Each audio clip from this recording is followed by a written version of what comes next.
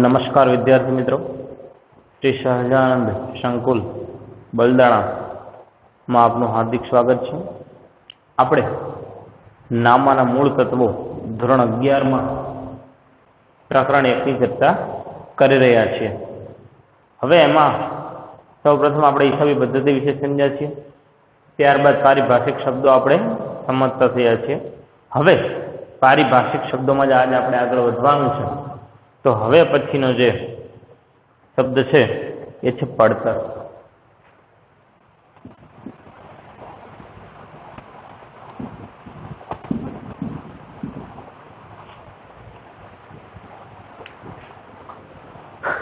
पड़तर एटले शुं? गणित जे तमे भणी गया छो एमां पड़तर किंमत, मूळ किंमत, खरीदी किंमत, वेचाण किंमत आवुं तमे भणी गया छो। एमांनी आ एक छे पड़तर। पड़तर एटले शुं? तो पड़तर एटले के कोई पण वस्तुनुं जे उत्पादन छे ए करवा माटे अथवा विविध खर्चाओ करवामां आवे ते दरेक खर्चाओने वस्तुनी मूळ किंमतमां उमेरवामां आवे छे। कोई वस्तु आपणे उत्पादन करवी छे एनी पाछळ आपणे विविध खर्चाओ करीए छीए आणि उत्पादन खर्च होय कि लाववा जवानो खर्च होय कि पेकेजिंग खर्च होय, आवा घणा बधा खर्चाओ होय छे। ए खर्च आपणे मूळ किंमतमां उमेरी दઈએ छीए। ए जे आपणे मूळ किंमतमां उमेरी दઈએ तेने पड़तर कहेवामां आवे छे। मालनी पड़तर किंमत આપણે ઘણી વખત સાંભળીએ છીએ કે આ વસ્તુ મને આટલામાં પડે છે અને મારે આટલામાં વેચવાની છે। જે આ વસ્તુ મને આટલામાં પડે છે એ છે આપણી પડતર કિંમત। તો એ વાત છે પડતર કિંમતની। હવે ત્યારબાદ આપણે આગળના શબ્દની ચર્ચા કરીએ, વાઉચર।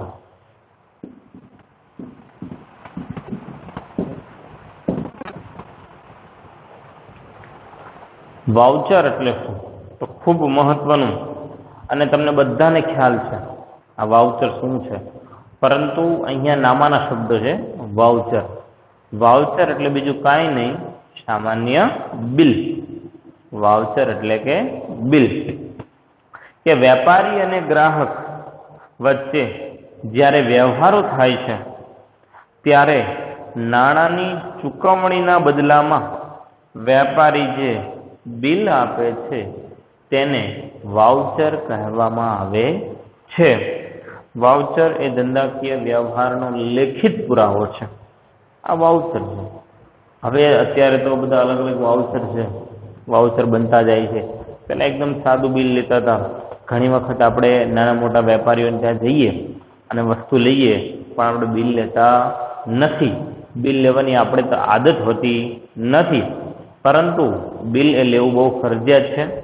ग्राहक तरीके आपणे वेपारी पासेथी फरजियात बिल मांगवुं जोईए अने वेपारी तरीके वेपारीने पण सरकारी दस्तावेज स्वरूपे भविष्यमां कंई पण अडचण ऊभी थाय त्यारे ए वाउचर एटले के बिल खूब अगत्यनुं होय छे। एटले ई बिल ग्राहकने आपणे आपवुं पड़तुं होय छे।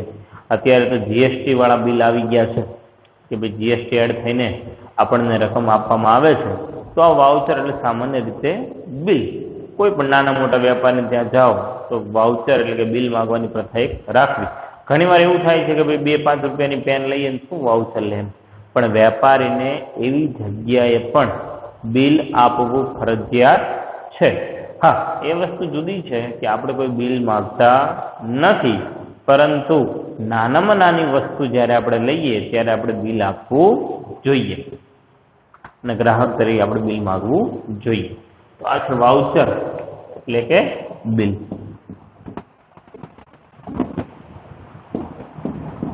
पछीनो शब्द आपणे छे वटाव।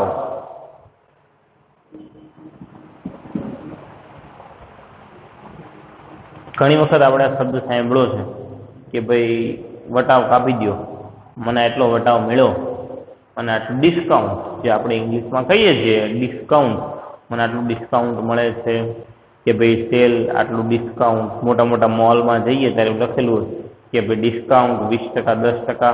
તો આ ડિસ્કાઉન્ટ એટલે કે વટાવ। વટાવ શું છે? તો હવે એની વિશે આપણે સમજીએ। તો માલની ખરીદી કે વેચાણ ની રકમમાંથી વેપારીની શરતો મુજબ અમુક રકમ બાદ કરી દેવામાં આવે છે એને વટાવ કહેવામાં આવે છે. ગ્રાહકે વટાવની રકમ બાદ કરીને ચોખ્ખી રકમ ચૂકવવાની હોય છે. હવે જો અમુક વેપારી છે એની અમુક શરતો હોય. ઘણીવાર એવું બને કે દરેક વસ્તુ ઉપર વટાવ ન પણ આપવામાં આવે.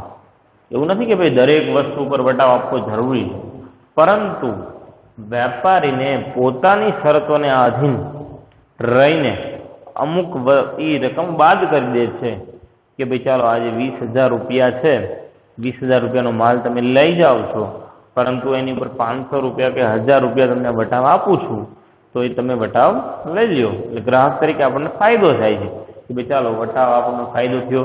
20,000નો જે માલ હતો હવે આપણને 19,000 રૂપિયામાં પડે છે. જે 1,000 રૂપિયા વટાવના છે એ હવે આપણે દેવાના નથી, એટલે આપણને બિલ હવે 19,000 રૂપિયાનું મળે છે. તો આ કહેવાય વટાવ. વેપારી તરીકે વટાવ એ આપણો ખર્ચ છે, ને ગ્રાહક તરીકે જો આપણે ગ્રાહક હોય તો આપણને જ્યારે વટાવ મળે એ આપણો ફાયદો છે. બરોબર છે? તો બંને પક્ષે વટાવ. હવે વટાવના પણ બે પ્રકાર છે. તો સૌથી પહેલા જોઈએ વ્યાપારી વટાવ.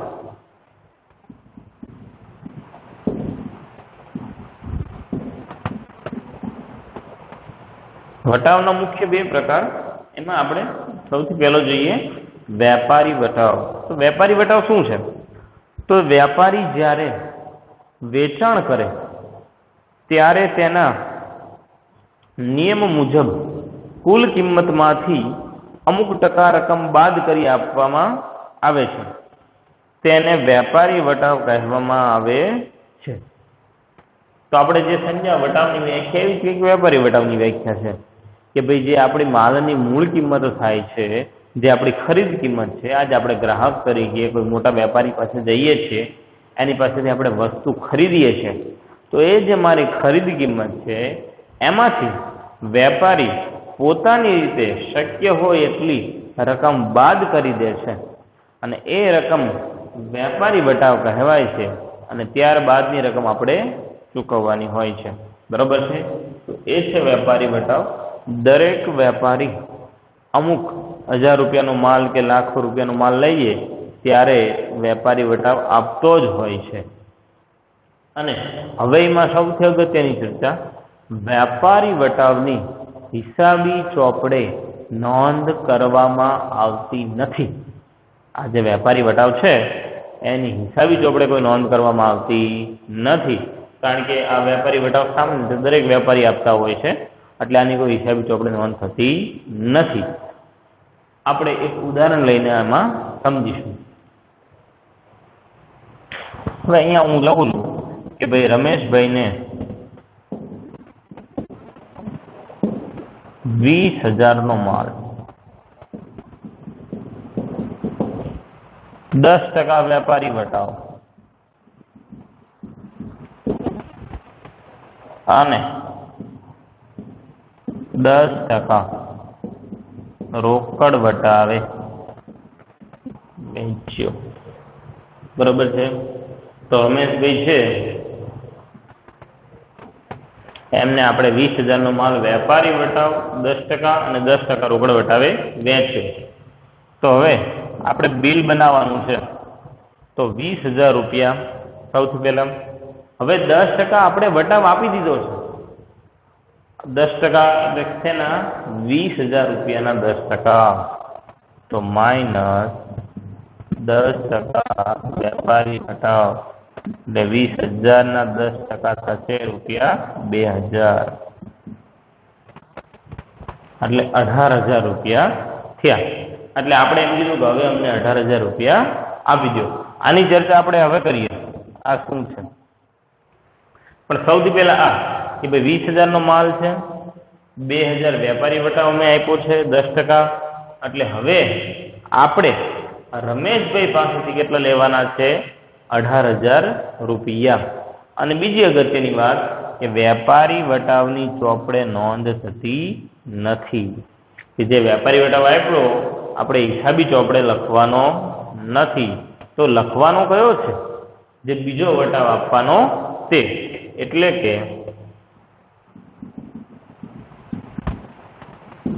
રોકડ વટાવ. જે બીજો આપણે રોકડ વટાવ આપીએ છીએ, હવે એની આપણે ચર્ચા કરીએ આગળ, છે ને કે ભાઈ 10% રોકડ વટાવે વેચ્યો. તો રોકડ વટાવ શું છે કે વેપારી જ્યારે વેચાણ કરે ત્યારે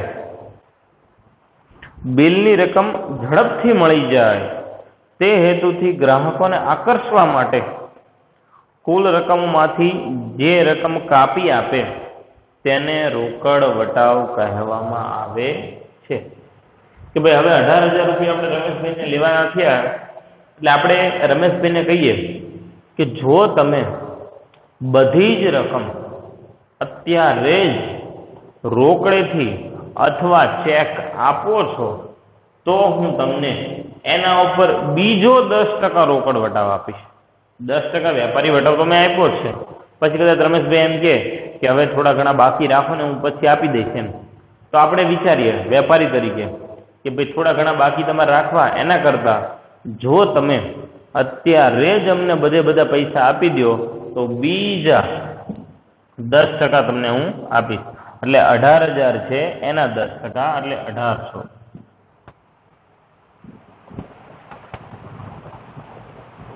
એટલે હવે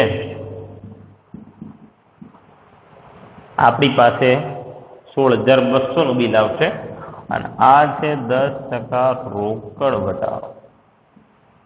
સૌથી અગત્યની વાત, રોકડ વટાવની હિસાબી ચોપડે નોંધ કરવી પડે છે.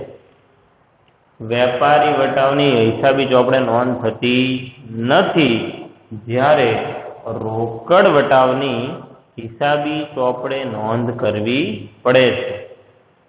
તો 20,000 નો માલ હતો, સૌથી પહેલા આપણે 10% વેપારી વટાવ એમને કાપી દીધો, તો આપણી હવે 18,000 નું બિલ આપ્યું.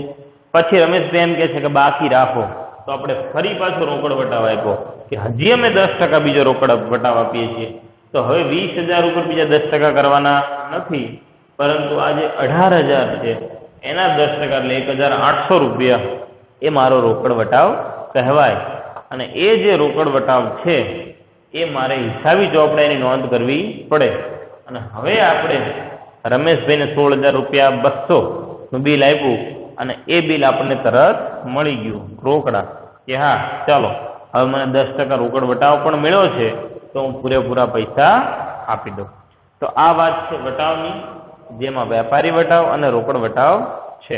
આ દરેક દાખલામાં જે પછીના ચેપ્ટર આવે છે આમ નોંધ, એમાં લગભગ આવા વ્યવહારો આવશે, વેપારી વટાવ રોકડ વટાવની વાત આવશે, ત્યારે આપણે દાખલા સ્વરૂપે આપણે ગણવાના આવશે. હવે ત્યારબાદ આપણે જોઈએ તો વટાવમાં જ છે મળેલ વટાવ અને આપેલ વટાવ.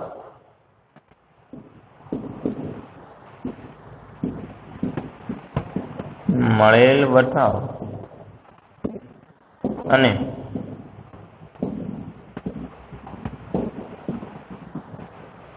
આપેલ વટાવ, બે પ્રકારના વટાવ, મળેલો વટાવ અને આપેલ વટાવ. શું છે સમજીએ હવે. કે વેપારી જ્યારે માલ ખરીદે ત્યારે બિલની ચૂકવવા પાત્ર રકમમાંથી, આપણે વેપારી છીએ, કોઈ મોટા વેપારી પાસે જાવી છે અને ત્યાંથી આપણે માલ ખરીદો, હવે જે બિલમાં ચૂકવવા પાત્ર જે રકમ છે એમાંથી જે રકમ આપણને કાપી આપે ત્યારે જેટલી રકમ આપણે ઓછી ચૂકવવામાં આવે તેને મળેલો વટાવ કહેવામાં આવે છે. આ ધંધાની આવક તરીકે ગણવામાં આવે છે. હવે જોઈએ, આપણે વેપારી છીએ અને રમેશભાઈ પણ વેપારી છે, બરોબર છે. હવે એકવાર આપણે રમેશભાઈની તરીકે વિચારીએ તો રમેશભાઈ આપણી પાસે આવ્યા હતા, આપણે રમેશભાઈને કીધું કે તમે 20,000 નો માલ ખરીદો છો તો અમે 10% વેપારી વટાવ તમને આપીએ છીએ. તો રમેશભાઈ એમ કહે છે કે હું 20,000 નો માલ લઉં છું પણ તમે 10% વેપારી વટાવ આપો છો, એટલે હવે કેટલા મારે દેવાના? તો 18,000 રૂપિયા. પછી રમેશભાઈ એમ કહે છે હું પછી દઈ દઈશ. તો આપણે બીજો વટાવ ત્યારે મૂકીએ છીએ રોકડ વટાવ. કે ભાઈ હવે અમે તમને રોકડ વટાવ આપીએ છીએ, એ પણ 10%, તો એ પણ આપ્યા, એટલે 2 વટાવ થયા, 10% વેપારી વટાવ અને 10% રોકડ વટાવ. તો આ જે બંને વટાવ છે એ રમેશભાઈ માટે મળેલો વટાવ કહેવાય. રમેશભાઈને તો મળ્યો ને, અને રમેશભાઈને આ ફાયદો થયો. કેમ? જો આપણે રમેશભાઈને એક પણ વટાવ ન આપ્યો હોત તો રમેશભાઈને કેટલા આપવા પડે? 20,000 રૂપિયા આપવા પડે. પણ હવે આપણે 2 વટાવ આપણે આપ્યા છે અને રમેશભાઈ વેપારી છે, તો રમેશભાઈ એમ કહે છે કે હા મને વેપારી વટાવ મળ્યો અને રોકડ વટાવ પણ મળ્યો એટલે મળેલો વટાવ, અને એમને ફાયદો થયો, અને છેલ્લે 16,200 ચૂકવવાના આવ્યા. તો ઈ રમેશભાઈ માટે મળેલો વટાવ કહેવાય. હવે રમેશભાઈની વાત મૂકે, આપણી વાત કરીએ. હવે આપણે વેપારી છીએ, રમેશભાઈ આપણી પાસે આવ્યા છે, બરોબર છે. હવે આપણે આપણો માલ વેચાય અને આપણને તરત પૈસા મળી જાય એના માટે આપણે એમને વટાવ આપ્યો, બરોબર છે. આપણે વટાવ આપ્યો ને, તો હવે આપેલ વટાવની આપણે વાત કરીએ. તો વેપારી દ્વારા જ્યારે માલ વેચવામાં આવે છે ત્યારે બિલની મળવાપાત્ર રકમમાંથી જેટલી રકમ કાપી આપવામાં આવે છે, જે ઓછી રકમ લેવામાં આવે છે તેને આપણે આપેલા વટાવ તરીકે ઓળખીએ છીએ. જે ધંધાનો ખર્ચ કહેવાય છે, આપણો ખર્ચ ગણાય એક પ્રકારનો. થોડુંક નુકસાન ગયું પણ ફાયદો પણ સામે થાય છે. તો હવે રમેશભાઈ વટાવ લઈ ગયા, બરોબર છે. હવે એમને તો મળી ગયો, પણ આપણે વેપારી તરીકે આપણા ગ્રાહક રમેશભાઈને વટાવ આપ્યો છે. કેમ? કારણ કે રમેશભાઈ પહેલા 20,000 માલ લઈ ગયા અને 10% વેપારી વટાવ આપ્યો, બરોબર છે.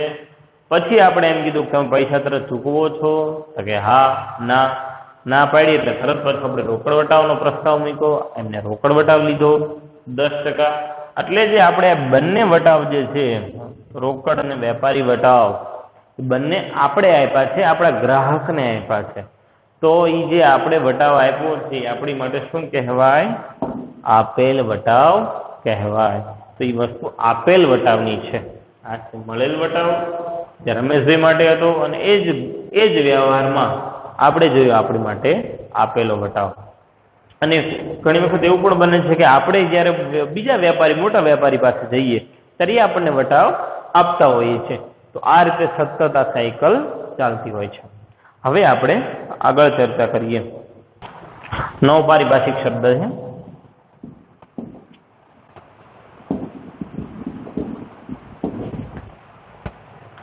ઘસારો. નવો શબ્દ, ભાગ 2 આનું એક આખું ચેપ્ટર આવે છે ઘસારાનું. ત્યારે આપણે આખું ચેપ્ટર ભણીશું. અત્યારે શબ્દ જોઈએ કે ઘસારો છે શું. સામાન્ય રીતે જો હું તમને ઘસારો સમજાવું, તમે કોઈ નવી મિલકત, ચાહે વાહન લ્યો, મોબાઈલ લ્યો છો, અથવા કાંઈ પણ નવી મિલકત વસાવો છો, આ સાયકલ, કાંઈ પણ વસ્તુ છે, તમે અમુક સમય એને વાપરો છો. વાપરવાથી મિલકતને શું થાય? ઘસારો થાય, બરોબર છે. ગાડી આપણે હોય તો અમુક સમય એના ટાયર બધું ચાલે, ટાયરને ઘસારો પડે, ટાયર બદલાવવા પડે. સાયકલમાં પણ એવું હોય, મોબાઈલમાં પણ ઘણી વખત આપણે બધું વપરાતો હોય છે ત્યારે તૂટી જતો હોય છે, કંઈક કવર હોય છે, કંઈક નાના મોટા પ્રશ્ન થાય છે, એને ઘસારો પડે છે. એટલે એ પહેલાં સમજીએ કે ઘસારો શબ્દ આવે એટલે મિલકત જોડાયેલી છે ત્યાં, આપણી પોતાની જે મિલકત છે એને ઘસારો લાગે. હવે સમજીએ ઘસારો, કે દર વર્ષે મિલકતની કિંમતમાં કોઈ પણ કારણસર ઘટાડો થાય તેને ઘસારો કહે છે. ઘસારો એ ધંધાનો મહેસૂલી ખર્ચ છે. કેવો છે? મહેસૂલી ખર્ચ અને મૂડી ખર્ચ આપણે આગળ ભણી ગયા. તો મહેસૂલી ખર્ચ એટલે કે રોજબરોજના જે અમુક નિયમિત ખર્ચો થાય એ બધા મહેસૂલી ખર્ચ કહેવાય. અને મૂડી ખર્ચ એટલે ધંધાના પૂરા સમયગાળા દરમિયાન 1 કે 2 વખત જે ખર્ચા થતા હોય છે બધા મૂડી ખર્ચા છે. તો ઘસારો છે એ મહેસૂલી ખર્ચ છે. કેવો છે? મહેસૂલી ખર્ચ.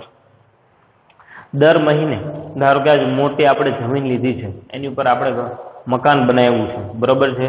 તો દરેક ઋતુમાં કંઈક ને કંઈક પ્રશ્નો આવવાના, તો એ મકાનને આપણે અમુક સમયે ઘસારો લાગે, અમુક સમયે એને રંગ રોગાન કરાવવું પડે છે, અમુક એની મિલકતો અરે દિવાલોમાં સુધારા કરવા પડતા હોય છે. હવે પછી આપણે યંત્ર લાવ્યા છીએ. જો યંત્ર લાવીએ તો યંત્ર સતત આપણું ચાલતું રહે છે. ધંધામાં સતત યંત્ર ચાલે છે તો એને પણ જરૂર પડે છે પછી કે ભાઈ એને નાની મોટી સર્વિસ જોઈ. આજ કોઈ પણ જો નાના મોટા મશીન તમે જોવો તો એને સર્વિસની જરૂર પડે છે. શા માટે? કારણ કે એ મિલકત આપણી સતત કામમાં આવે છે અને એમાં એને ઘસારો પડે છે. તો એ કોઈ પણ કારણોસર મિલકતની કિંમતમાં ઘટાડો થાય. આજે આપણે કોઈ નવી ગાડી લાવીએ છીએ, બરોબર છે. હવે 2-5 વર્ષ પછી શું આપણે 10 લાખની ગાડી લાવ્યા હોય તો આપણને 10 લાખ મળે? ના, ન મળે. કેમ ન મળે? કારણ કે તમને ખબર છે કે ભાઈ હવે એમાં ઘસારો આવ્યો છે. ગાડી ચાલી છે, ગાડી વપરાણી છે, કંઈક નાની મોટી ભાંગતૂટ થઈ, ટાયર ઘસાણા, ઘણું બધું થાય છે, બરોબર છે. તો આ બધા ઘસારા છે. આપણે જે ઘસારો ભણવાનો આવે છે એ મિલકત યંત્ર ઉપરનો ઘસારો ભણવાનો આવશે. એ આપણે ભાગ 2 માં આપણે એની વિશેષ ચર્ચા કરવાની છે. ઘસારા બાદ આવે છે ઘાલ ખાધ.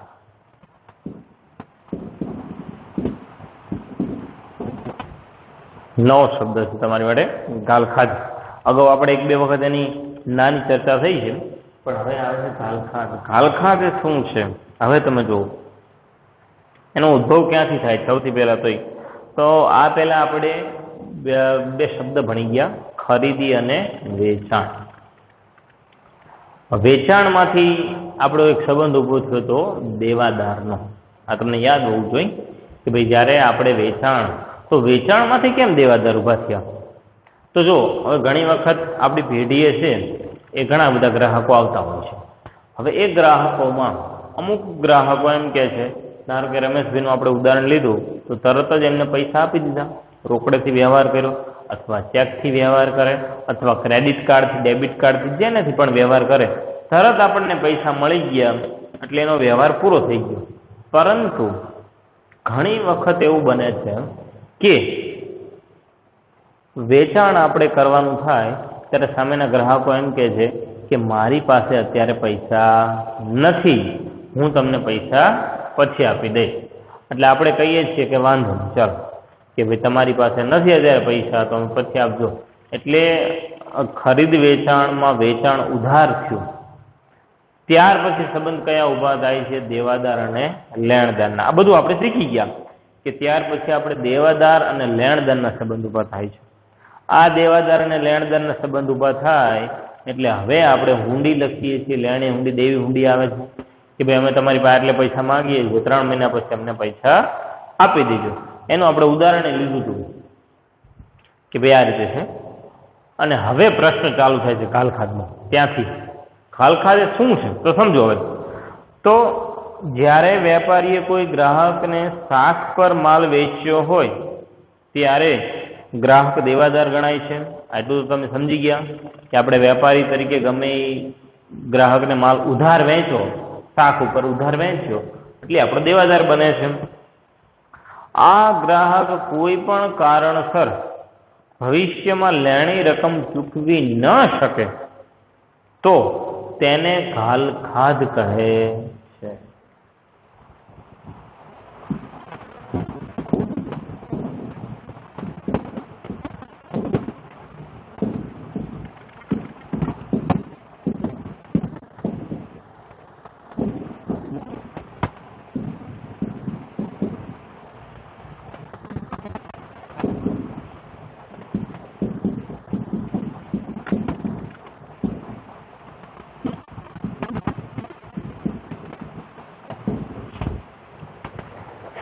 સમજ્યું કે ભાઈ મહેશભાઈને વેચેલ 2000ના ઉધાર માલના પૈસા એ હવે ચૂકવી શક્યા નથી. મહેશભાઈ એમ કહે છે પેઢી આવીને કે મારી પાસે હવે પૈસા છે નહીં. આપણે અહીંયા 2000 નાની રકમ લીધી છે કારણ કે નુકસાન તો આપણું જ છે ને, તો આપણે શું કામ મોટું નુકસાન ભોગવ્યું? ઉદાહરણ લેવાનું છે, આપણે નાનું ઉદાહરણ લીધું છે કે ભાઈ મહેશભાઈને ઘણી વખત ઘાલખાધની રકમ મોટી હોય છે, નાની હોય છે, પણ આપણે સમજવાનું છે. અહીંયા મહેશભાઈને વેચેલ જે 2000 રૂપિયાનો ઉધાર માલ આપણે મહેશભાઈને વેચ્યો. દેવાદાર લેણદારના સંબંધ પ્રસ્થાપિત થયા, લેણી હુંડી દેવી હુંડીના સંબંધો પ્રસ્થાપિત થયા, હુંડી લખી, હુંડીનો મહિનો પૂરો થઈ ગયો, મુદ્દત પૂરી થઈ ગઈ, છતાંય મહેશભાઈ આપણે ત્યાં આવ્યા નહીં. આપણે 2-3 વખત એમને પૂછ્યું, ફોન કર્યા, પણ આપણને કોઈ જવાબ મળ્યો નહીં. એટલે હવે આપણે સમજી લેવાનું કે મહેશભાઈ આપણે ઘાલખાદ પડી છે. હવે આપણને મહેશભાઈ પાસેથી પૈસા મળશે નહીં. એટલે હવે ત્યાં આપણે માંડી વાળવાનું. આપણું નુકસાન છે. ઘાલખાદ એ આપણું નુકસાન કહેવાય. કારણ કે હવે 2000 જે મળવાના હતા એ હવે મળવાના નથી. બરાબર છે? તો આ વાત થઈ ઘાલખાદની. હવે એની સાથે જ શબ્દ છે ઘાલખાદ પરત.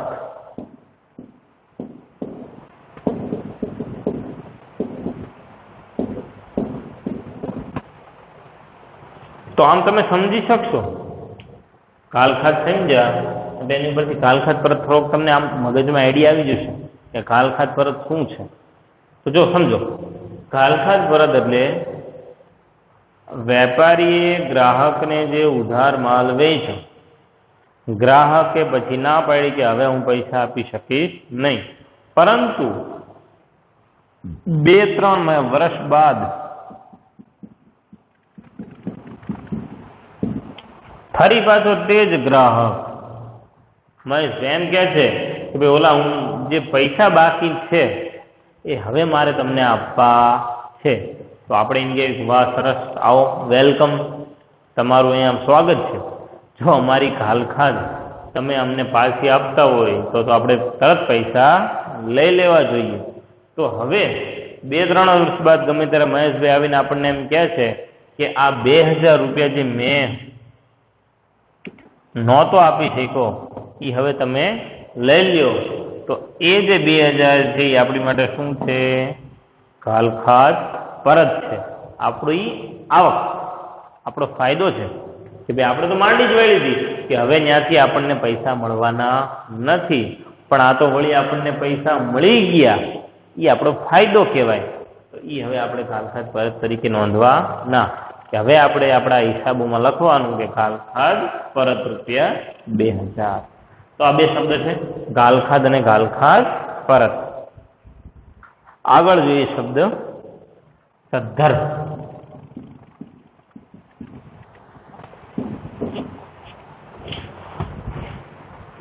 સદ્ધર વ્યક્તિ. ગુજરાતીમાં તો આપણે ઘણી વખત બોલતા હોઈએ કે ભાઈ તમે બહુ સદ્ધર એમ, પણ નામામાં એનો કંઈક અલગ જ મતલબ નીકળે છે. આ સદ્ધર એટલે શું? તો જોઈએ કે જે વેપારી પોતાના ધંધાની જવાબદારીઓ એટલે કે જે માથે દેવા છે નિયમિતપણે ચૂકવતો હોય, તેમજ જેની મિલકતો તેની જવાબદારી કરતા વધુ હોય, ત્યારે આવા વેપારીને સદ્ધર વેપારી તરીકે ઓળખવામાં આવે છે. ધારો કે કોઈ વેપારી છે, એને બેંક પાસેથી રૂપિયા 10 લાખની લોન લીધી છે.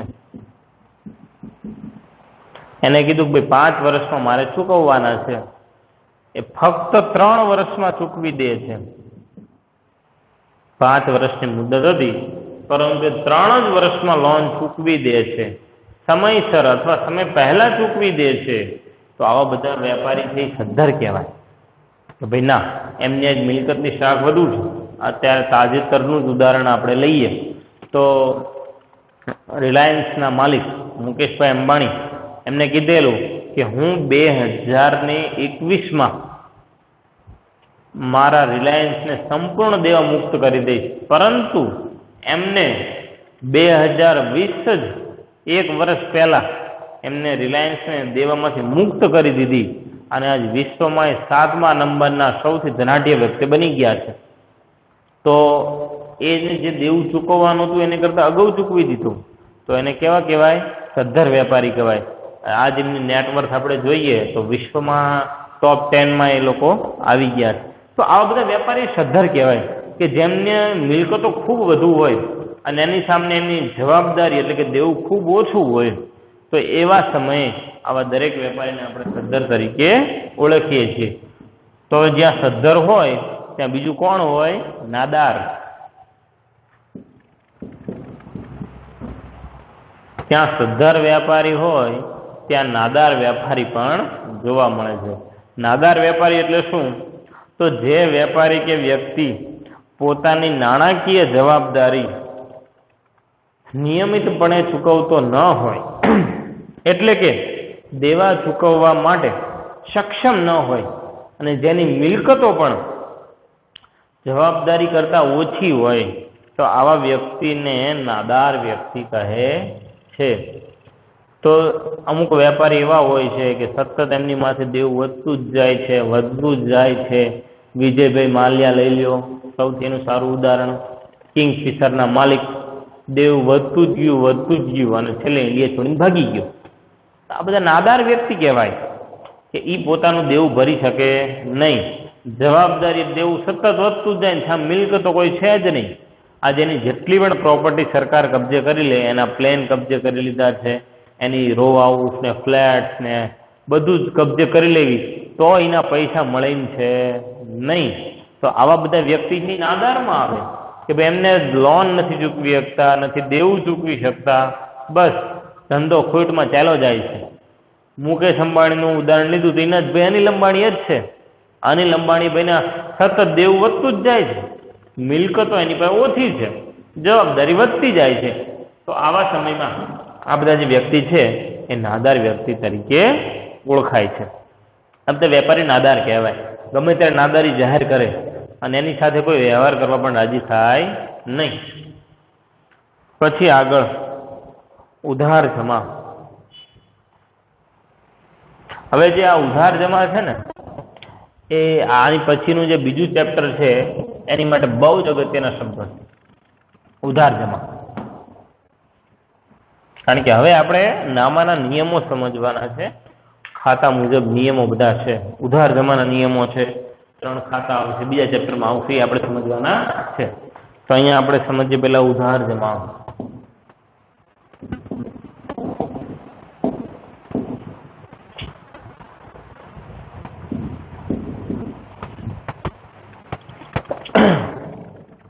ઉધાર અને જમા. ઉધાર અને જમા એટલે નામામાં ખાતા ધોરણ આવશે આગળ, અને ખાતા ઉપર ડાબી બાજુ ઉધાર અને જમણી બાજુ જમા એવું લખવાનું આવશે. શું છે સમજીએ કે દ્વિનોંધી નામા પદ્ધતિ. આપણે જે નામા પદ્ધતિ ભણવાની છે એ દ્વિનોંધી, અત્યારે જે આખી દુનિયા જેમાં નામું લખે છે એ છે દ્વિનોંધી નામા પદ્ધતિ. નામા પદ્ધતિમાં દરેક વ્યવહારની બેવડી અસર આપવામાં આવે છે. બેવડી એટલે 2 અસર. કોઈ વ્યવહાર થાય છે એની 2 અસર આપવામાં આવે છે, જેમાંથી એક અસર ઉધાર બાજુ અને એક અસર જમા બાજુ આપવામાં આવે છે. તો આ બાજુ છે જે ખાતા આવશે દોરવાના આપણે ભવિષ્યમાં, એની 2 બાજુ છે, ઉધાર બાજુ અને જમા બાજુ. ખાતાની ડાબી બાજુને હિસાબી પદ્ધતિમાં ઉધાર બાજુ અને જમણી બાજુને જમા બાજુ તરીકે ઓળખવામાં આવે છે. અને આપણે વિસ્તૃત ચર્ચા કરવાની છે કે ખરેખર ઉધાર જમા છે શું, ઉધાર જમાના નિયમો શું કહે છે, ખાતા એટલે શું છે, ખાતાના મુખ્ય 3 પ્રકાર છે, એમાં શું શું આવે છે, એની આપણે બીજા ચેપ્ટરમાં સવિસ્તૃત ચર્ચા કરવાની છે. અત્યારે આપણે ફક્ત ઉધાર જમા સમજીએ કે દ્વિનોંધી નામા પદ્ધતિ, એની 2 અસર આપવામાં આવે, એક હંમેશા ઉધાર બાજુ અને એક હંમેશા જમા બાજુ. એ રીતે આપણે 2 અસર આપવાની હોય છે. અને સાથે સમજી લઈએ ખાતું.